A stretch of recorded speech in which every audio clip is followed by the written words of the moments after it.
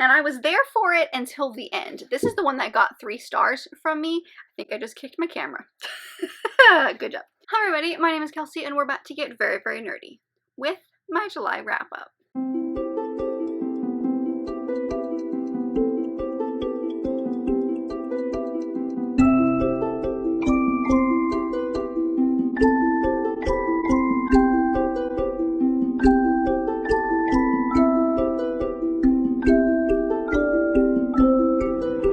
So in the month of July, it was an interesting month because I ended up reading 11 books, which is great. It's low for me, but it's great as a number overall. I still can't believe I read that much because I hit a slump in the middle of the month.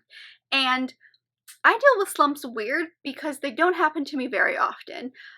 Because most of the time I just power through, and that's kind of what I did. I powered through, I forced myself to continue listening to books, but I also did the reverse of that, where if I had time during the day and I had time to physically read or sit down and do that, I chose not to. I chose to, like, I don't know, play games or just play on my phone or do other things. So it was a mixture of powering through and not powering through.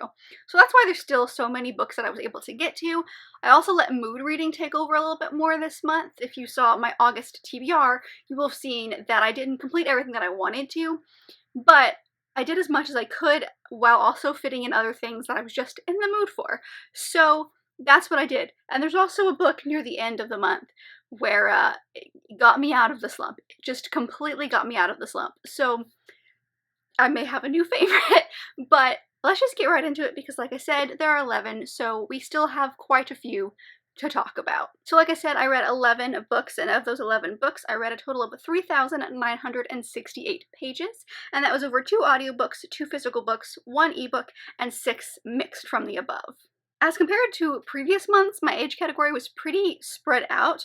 We had 1 middle grade, 3 YA, 1 new adult, and 6 adult books. For my genres, they were pretty contained. I only had 4 different genres this month. We had 4 romance, 5 fantasy, 1 nonfiction, and 1 contemporary. And then as far as my star ratings, stayed pretty normal for me. We had 1 3-star, 7 4 stars, and 3 5 stars. So at the beginning of this month was the second half of the historical romance readathon. I talked a little bit about it in my June wrap-up because the end of June was kind of like one of those half and half weeks where the first half was in June and the second half was in July. So I talked about the few that I actually finished in June, but I did finish 2 more for that readathon, and the first one was The Duke and I, which is the first in the Bridgerton series by Julia Quinn. So I've had this for a little bit. Based because of the Netflix series made me really get into this. I decided that since, you know, you probably have seen in my hauls where I grabbed the rest of the series mostly, I thought it was about time that I've, you know, read it. And I've heard that the second one is the best. So I wanted to kind of get through the first one because I knew what the first one was about because that's basically what the first season of Bridgerton is about. But this series, for those of you who do not know, is a historical romance series that is 8 books long, I believe, and each book follows a different Bridgerton sibling. This one specifically follows Daphne, and she's in the situation of she's prim, proper, perfect, but everyone just kind of sees her as, you know, a friend and not as a potential, you know, romance partner or wife. And then we've also got the Duke of Hastings, who is her oldest brother's best friend, and he really doesn't want to get married. He doesn't want to have kids. That is not in the cards for him. But everyone's after him because he's just, you know, his dad has died, and so now he's got this dukedom on him.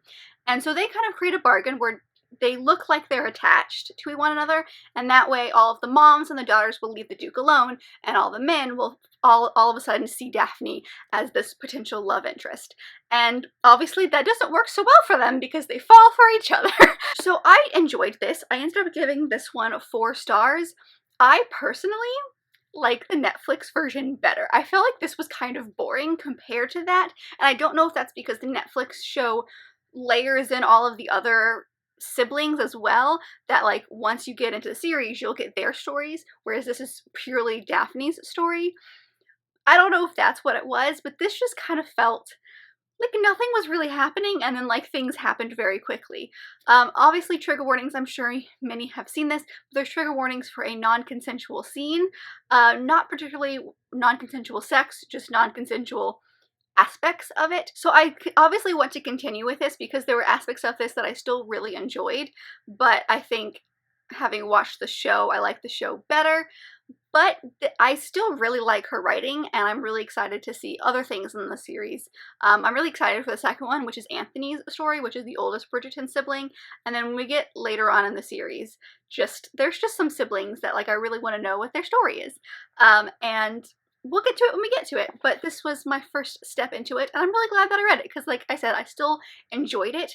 Just not as much as the TV show. The next and final one for the historical romance readathon was this one by Tessa Dare, which is the Governess Game. This is the second, I want to say, in her Girl Meets Duke series. This follows a girl named Alexandra who's really obsessed with astronomy and the stars, and she comes to this house because she's had all these odd jobs, and one of them is kind of winding clocks. And so she comes to this house to wind clocks, and the Duke thinks that she's the next person who's going to be his governess because he's got two charges who are very strong-willed and want to not have a governess, and so they keep getting rid of the previous ones they've had.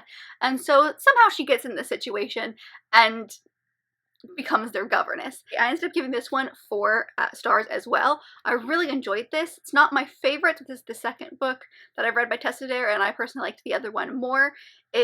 I don't know, like it had moments where I was kind of bored and I just wanted to move on, but the fact that she was really into astronomy was fascinating to me because I'd never seen that in a historical book before, and the fact that he was totally down for it and like wanted to know more because she was interested in it, I liked that a lot.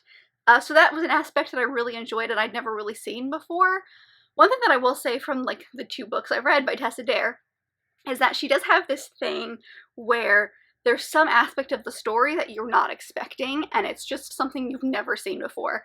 For this one, in my opinion, this one is the astronomy aspect of it. I thought was fascinating. But there's really not much to say about this one. It was a ton of fun to read, a good old historical romance, but not my favorite by Tessa Dare. The next book that I picked up was actually an ARC that I was gifted by the author, and that is Sleeping Around by Morgan Vega. This name might sound familiar to you because she's a lovely booktuber. I will make sure I leave her channel down below. This is her debut YA book that she emailed me a little bit earlier in the month and asked if I would like to read it. And I said very much so, yes please, because I was planning on picking this one up anyway. But it's about a girl named Corey who goes to college for the first time. However, there's a twist-ish on it where she is kind of aging out of the foster system. So it's this, new experience of going to college for the first time and having this, new thing happen, but also coming from a tough background of being in the foster care system and being bumped from foster family to foster family. And I think she's been to like 11 or 12. It's been a little bit since I read this, but I think she's been to like 11 or 12. And so she gets to college and the roommate situation is not great. And basically she has to sleep around is what it is. She goes from place to place just trying to find a place to sleep each night, and it's impacting her studies because she wants to be a famous violinist. And so violin and music is a huge part of this story, to the point of the chapters are not called chapters, they're called movements, which I think is so cool. But I ended up giving this one 5 stars. I really loved this. It's a very good, it definitely feels like a YA book. It's definitely written for younger people, but it's on the older side of YA because it's about people going to college for the first time, and I feel like people like myself, there's something that you can relate to it because I'm reading this and a bunch of situations that she gets in, I'm like, ooh, that sounds eerily familiar to how my freshman year in college went. Just, I don't know, like I feel like there's just little things that happen and you're like, yep, feel that on a personal level. So I feel like this will be good for people who are going into college and it's finding it really tough, and then reading this book and realizing that you're not alone. Everyone has a very weird going to college moment. My friend and I like to pretend that freshman year didn't happen. We just like to pretend that college started when we were sophomores because freshman year is so bizarre. But it was a lot of fun. I really wanted to get into these books that take place more in the beginning of college because I don't see it very often, or at least not in the circles that I run. Maybe I'm not finding the right books. But this was fun having that, as well as that element of the foster care system, because Corey is such a fantastic character. She's written so well, and like you feel for her. You feel for her and all the characters by the time you're done with this book. And I don't know how it happens, but somewhere in the middle, all of a sudden, like, you want to bleed and you want to love them and like hug them when they're like in distress. So I will leave my Goodreads review down below. It was great. I highly recommend. By the time you're seeing this, it is definitely out. It comes out today as of filming this, but it should be out, so go check it out because it's great. And if you buy it in August, all of the proceeds from this book will go to a foster care system or foster care house in Virginia. So go check it out because it's great, and I highly recommend. And thank you so much, Morgan, for letting me read this early because, oh, it's good. It's good. The next book that I picked up was I finally finished The Girl Who Speaks Bear by Sophie Anderson. This was good. I got 4 stars from me. One of the things that I said, because I kind of started this in May and then put it on pause for June, and then in July it became like one of the books that I put on pause. I started it again in July, so I really only had like the second half to pick it up, or half to read in July. And one of the things that I remember saying was that I didn't put this down because I was bored. I put it down because I didn't have time to read it, but I was really enjoying this one. I liked it more than The House with the Chicken Legs. However, I feel like you need to read The House with the Chicken Legs before this. They have nothing to do with each other, but A House with Chicken Legs does kind of make a, you know, as like a side character in this book. And so like understanding kind of what that is and understanding the world surrounding The House with Chicken Legs, I think was helpful, at least for me going into this. But I've noticed something with Sophie Anderson's writing, or at least her plot development, that I find fascinating, is that every time you think you know what the plot is, or what you think that the climax of the story is going to be, it completely changes. And so it's definitely, a lot of her books are based on some kind of folk lore in some sense, or fairy tale, and this is no exception. If you like stories about side characters, specifically about animal side characters and friends, you are going to love this because it's whimsical, it's fantastic, it's a fun ride, and it actually like legit keeps you on the edge of your seat because, like I said, you're not sure what the plot is because you think you know, and then by the end you're a changed person, the characters are changed people, and everything makes sense. But I really loved this. I gave it 4 stars. It was great. I can't wait for her other one that I have, which is The Castle of Tangled Magic. If you want just a fun, whimsical ride that has to do with fairy tales and animal people, this is your book.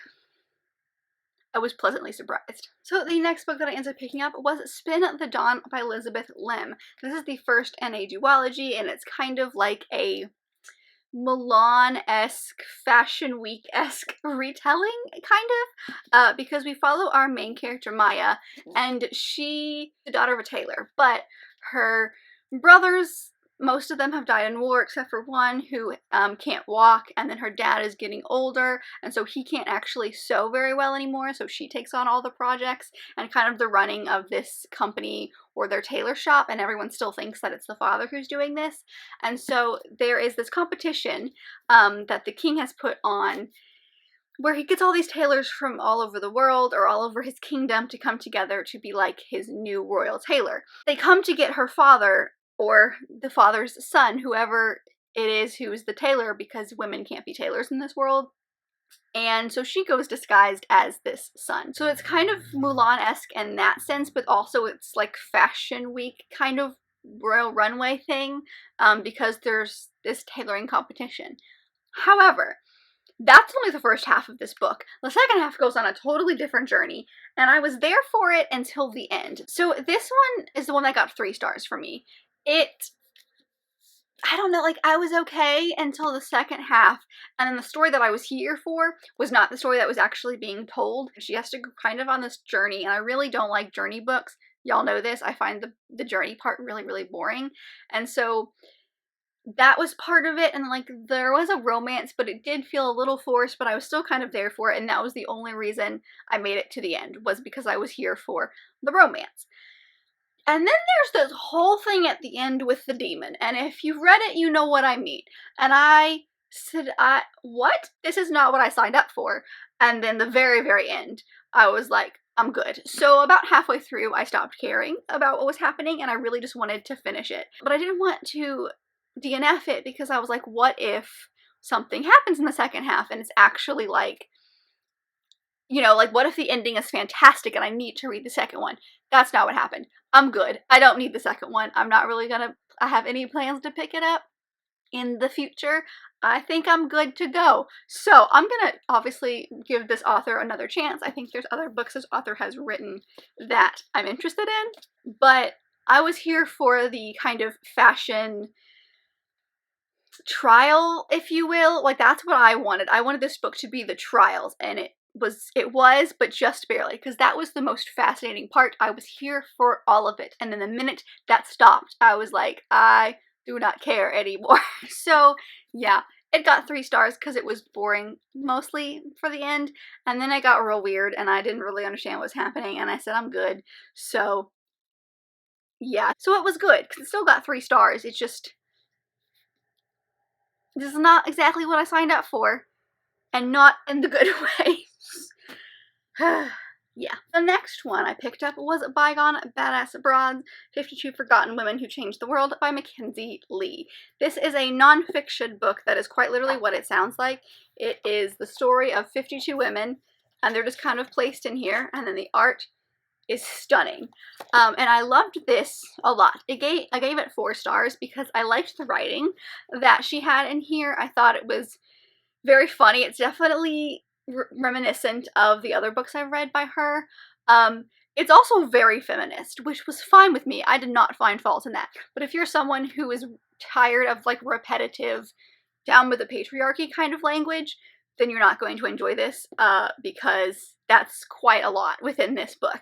But I personally really enjoyed it. I think out of these 52 women, I'd heard of like maybe 3 or 4, and it's not like I'd heard of them. I'd heard of what they'd done, and I just didn't know that that's the person who did it. So yeah, I really enjoyed this. It was good fun. I liked the writing. It was very informative, and I'm definitely going to keep this around so I can come back and peruse, because I really enjoyed it. There's not really much I can say because it's just a collection of these women's stories, but it was done in a very well done way. It was written very well, and that I think was really the biggest thing for me. Is I've read books similar to this and the writing has been like lacking and it's just really boring. This was not that. I laughed out loud multiple times while reading this, and I feel like I learned a ton. So yeah, it was good. 4 stars. Alright, and this is where our slump hit. Well, around the time of Spin the Dawn. Maybe Spin the Dawn's what put me in the slump. That's actually very possible. But I was kind of forcing my way through things, and I really, was just, reading, and I realized I had like a week and a half left in the month, and I had a video, which you guys have seen. It's my, hyped vlog that I just put out, where it's like a bunch of books out of my comfort zone that are super hyped, and if I like them or not. It was a lot of fun to do. Go check it out if you haven't. And so I had 2 books left in that to read, and I wanted to finish them because they were both on my July TBR, and I had plans to get this out in the beginning of August. So I was like, I need to at least read these 2 books. So I ended up picking up The Invisible Life of Addie LaRue, which I was very nervous about because I'd read other things by V.E. Schwab. I read one thing. I read A Darker Shade of Magic by V.E. Schwab and didn't have the best experience with it. So I was very nervous going into this one, but I'd heard great things about this. I'd heard that this was this was written very differently than any of her other stuff. So if you loved her other stuff, you might not like this. And so I was hoping that it was reverse if I didn't love her other stuff. So I was gonna love this. And so the beginning was good. I already could tell that I didn't have the same reaction. I was already liking the writing a lot more. It was very kind of not lyrically written, but Addie kind of surrounds herself with artists and musicians and composers and people like that. And so that kind of like bleeds into the way that this is written. I think it's very intentionally written that way because of who Addie LaRue is. And then I made it to like the 3rd of the way into the book, and I was hooked, and this book's incredible. I gave it 5 stars. Let's just start there. So I won't talk too much about it because, like I said, it's in that vlog. But I loved this so much. It was very different than anything that I've read before, which is probably why it's super hyped and why people love it so much. This is a story, I'm sure many of you know what this is, but this is a book that follows a girl named Addie LaRue who makes a deal with the devil, basically, where she wants to be free. She's about to get married, and she really didn't want to get married. She really just wanted to have freedom. And in doing so, now she is forgotten. So she can't make her mark on the world. If she draws in sand or in dirt, it immediately disappears. If people lose sight of her, then they immediately forget who she is. And so it's a very tough life. And so this book has a dual timeline where we're in like the present, which is 2014, where she is in New York City and she runs into this bookstore clerk. And he remembers her because they've run in, this is like the second time they've run into each other, and he remembers who she is. And it's the first time that's ever happened because no one remembers who she is. And so it's that timeline and that kind of story, as well as there's a past timeline that starts in France in the 1700s, I think. And that's when she makes this deal. It starts right before she makes the deal, so it shows her making this deal and then the repercussions of it, and then like the two timelines kind of, you know, converge. And I loved the way it was written, and I loved how it was formatted like that, because not only are you getting this really interesting story of a woman who should be forgotten but is somehow remembered, and then this timeline telling you how she got there, why she made this deal, seeing her kind of really, really tough life after she gets this deal where she can't be remembered and she can't stay in one place and no one, you know, like she's only remembered by the person who she has this deal with. I've raved about this so much, but the hype is there for me. I totally understand why people love this. I personally, this is a new favorite for me because it got me out of my slump. And I was on the edge of my seat the entire time. Well, not the entire time, but like most of this book. The minute we figured out why the clerk, or about the time that the clerk could remember her and why, oh, I was in it. Okay, so yes, great. Please read if you have not. It is worth it. And then I decided to have just some fun contemporary romances, so I picked up The Hating Game by Sally Thorne. This is one that I've had on my shelves for only a few months, but it's made its way to the top of my TBR because of Kindness and Candles, the candle company I love. They did their July duos based on the two main characters, and everyone seems to love this book, and I wanted to know why. So I ended up giving this one 4.5 stars. I don't know why I said 3. 4.5 stars, because there was some bits at the beginning where, I should tell you what this book is about. It follows our main two characters, Joshua and Lucy, and they are both the kind of assistants, I guess is the best way to describe it, executive assistants for the co-CEOs of this company, which is a publishing house, which I thought was really cool. And so they do not like each other.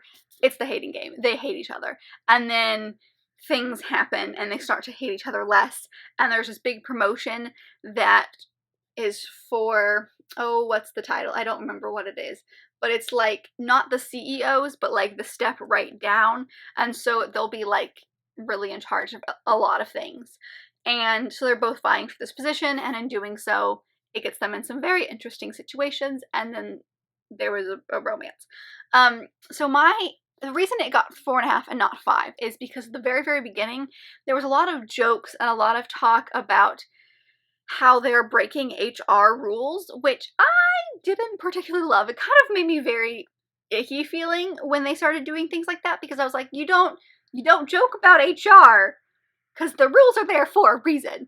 And then like once I got to understand the characters more and understand kind of what their dynamic was, it started to make more sense. I still didn't love that that's what they did, but it made more sense, and then the jokes started to kind of disappear. And so that was really my biggest issue with it, was that they were making all these jokes, and like I felt bad for these HR people because they didn't ever get along, and so HR had to like intervene a lot of times. But the two of them together was fantastic. I loved watching their romance grow, because one of my favorite things, and hate to love tropes and romances, is watching the characters thaw towards one another. In this case, specifically Joshua, this book is in Lucy's head. It's in first person, and so we never really see into Joshua's head. So I liked watching him thaw throughout this book and learn to trust her, and then just seeing how sweet he is. He's a lovely human. So I loved watching them grow together. I loved watching him grow as a person, her grow as a person as well, because, you know, he makes her stronger and makes her stand up for herself, which she wasn't doing before. And it was just super cute. So I'm really glad that I ended up reading this. I plowed through this so quickly. And I really did enjoy it. So I think I like workplace romances. I think I do. Then I followed that up with another romance, which was Act Your Age, Eve Brown by Talia Hibbert. This, surprise, surprise, got 5 stars. I think out of the 3 books in the Brown Sisters trilogy, this is my least favorite. I liked the other 2 more, but I still really enjoyed this. Like I said, it still got 5 stars. It was still fantastic. So this book follows Eve Brown, and at the beginning, her parents basically set her down and kind of say, we need you to get your act together. I don't even know how old she is. It really doesn't matter, but she's kind of bounced around from job to job and just kind of quit on a bunch of things that she has started. And so her parents are like, you know what? We're going to cut you off until you have a job for a year, because like you need to be able to work things out on your own. And so in a angry rage, she gets in her car and drives away and ends up at this B&B owned by our main male lead, Ethan. And he is looking for a new chef or a new cook and a new baker, because the one that was there has left, and they have this like festival, I think, in their town that is really, really important, and he finally got them into it this year, and he needs a very good chef and baker. And so Eve's always really enjoyed cooking, and she decides to do this interview, and it doesn't go well. So as she's leaving, and as Ethan is chasing after her to realize that he actually does need her, she accidentally hits him with her car, and she stays to help him out. And so it's shenanigans galore. But there are trigger warnings in this book at the very beginning, which I will find and read. Here we go. It says this book mentions childhood neglect and anti-autistic ableism, because our main character Ethan has autism. And so to see the 2 of them kind of grow together, and it was really, really sweet. And it's great. It's just great. You know, I love Talia Hibbert. Y'all know I love me some Hibbert. She is chef's kiss fantastic as far as writing goes. So I still really, really enjoyed this. Gave it 5 stars, like I said. Just not my favorite out of the Brown Sisters trilogy, but I cannot wait to see what other great things she has in store, and also to read her backlist, because I just need more of her writing. I just need to consume it all. So the next book was the book that I buddy read with my lovely friend Teresa, and that is Across the Green Grass Fields by Shannon Maguire. This is her most recent addition to the Wayward Children's series. This is it's explained to be part of this series because it is following this kid who goes through a door, but it's also a standalone, so if you've never read anything of the series and this sounds interesting to you, you can read this. You don't need other books for it to make sense. This is the 6th, like I said, in her Wayward Children's series, which is a series that follows all of these kids who go through magical doors, kind of like Alice from Alice in Wonderland, the kids from Narnia, stuff like that. And they go to this world that feels more like home to them than their world they came from. And sometimes they get kicked out of their worlds back into the world they came from, and they go to a home for wayward children. And so some of the books in the series take place in the world, some of them take place at this home, some of them do both. This one primarily follows our main character Reagan, who is, happy at home. She's fine. She's going through some drama with friends, and she's at that age where she's like, I think 11, 12, and she's starting to see that, like, people are kind of awful, and like friends that she thinks that she's actually friends with are not really that great. And so then she finds a door and goes through it, and this world is full of like horse-like creatures. There are centaurs, unicorns, kelpies, a bunch of different people, and humans in this world are known as heroes. And so if a human comes through the door, that means their world needs a hero, and they need to something's about to happen, and they need a human to save. This is one of the books that follows the kid who goes through her door and is just kind of like figuring out herself. And what I liked about this book, because I ended up giving this one 4 stars because it's not my favorite in the series, but I did really enjoy learning about this world, because this book is not as plot driven as some of the other books in the series. It's very much just kind of like you're learning about this world with Reagan, and you're seeing Reagan kind of grow up and become who she needs to be. I liked that part of it. That actually did keep me on my toes. I was really interested in this world. But if you're a plot driven person, then like you're not going to enjoy this, because I feel like at the very end, the kind of like climax of the story was 2 pages long, and then they're like, peace, bye, okay, and then the book ended. And you're like, this thing that we've been building up in this entire book, the minute she walked through the world, is over in 2 pages. And there's no repercussions of it, or at least we don't see any repercussions of it. I'm sure there are some based on what happens, but we don't see it. And then she's kind of, you know, it just kind of ends. And so that's why I gave it 4 stars, because there are just some things that happened that are different based on kind of like the ideas that this author has already created for the worlds, and this world that she's created, this world of worlds, that she doesn't actually do in this book, and it's kind of different. So I guess there's a little consistency issue as far as the series goes. If you're reading this as a standalone, then it doesn't really matter, but as far as the series goes, there's like some consistency as far as like how kids go through doors and why kids go through doors, and this world just seems very different. So it was good. I still enjoyed it. I love buddy reading this with Teresa, and I am very upset that we have to wait a whole year for the next one, because the next one follows a character that I love and I want to know, because it introduces a different school in this, and I'm very interested in what that means. You didn't need to know any of that. This was good. I enjoyed it. Not my favorite, but still very good. And then I finished this month with the last book for that vlog that I was telling you about, the Hyped Books vlog, and that is A Curse So Dark and Lonely by Bridget Kemmerer. Again, I won't talk too much about this. Go check out that video if you want to know more. This is a Beauty and the Beast retelling. We follow our main character, Harper, who has cerebral palsy, and one day she sees this man kidnapping a woman, an unconscious woman, and she goes and says, no, no, no, no, no, and tries to attack him, and then somehow ends in this magical world where there's a king, or a prince, and there's a curse. And this prince is cursed to relive the same season over and over again until he finds true love or makes someone fall in love with him. And there's also a monster in this world that comes out at the end of every season. And yeah, this is his last season. The person who's cursed him has told him this is his last season. So I didn't love the beginning of this. I thought it was good. I thought it was like every other YA book. There wasn't anything original about it.